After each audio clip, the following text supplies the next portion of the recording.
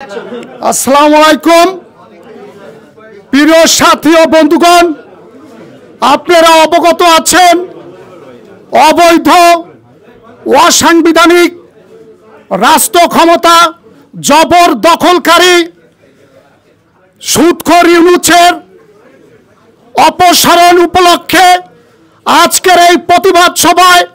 মাদারীপুর জেলাবাসীর আহ্বানে আপনারা যারা এখানে উপস্থিত হয়েছেন তাদের সবাইকে জানাই রক্তিম শুভেচ্ছা। বন্ধুগণ, আপনারা জানেন আজকে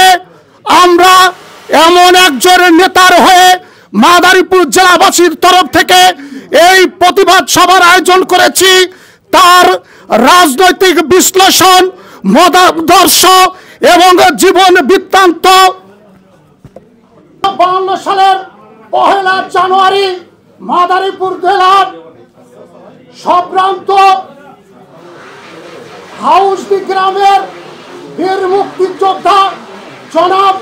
আসমত আলী খান সাহেবের পুত্র জননেতা শাহজাহান খান, তার বাবা জাতির জনক বঙ্গবন্ধু শেখ মুজিবুর রহমানের সময়ে একজন মেম্বার অফ পার্লামেন্ট ছিলেন।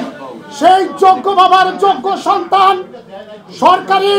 নাজিমউদ্দিন কলেজে পড়া অবস্থায় বাংলাদেশ ছাত্রলীগের সাধারণ সম্পাদক এবং সহসভাপতির দায়িত্ব পালন করেন। 7 বার গণতান্ত্রিক প্রক্রিয়ায় নির্বাচিত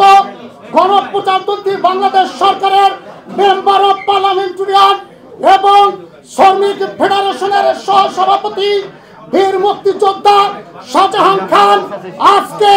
এই সুদখোর ইউনূসের মব জাস্টিসের শিকার। আমার বিশ্বাস আজকে যুক্তরাজ্য থেকে আমরা প্রতিবাদ করতে আছি অতি সত্বর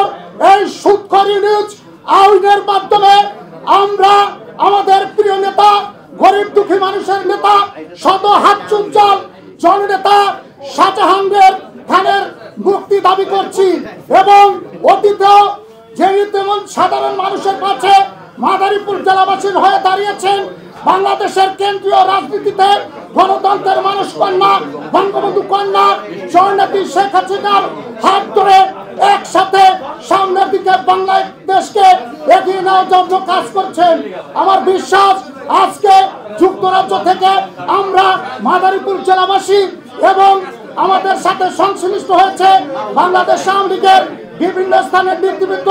বাংলাদেশের বিভিন্ন থেকে আগত সবাই একটাই দাবি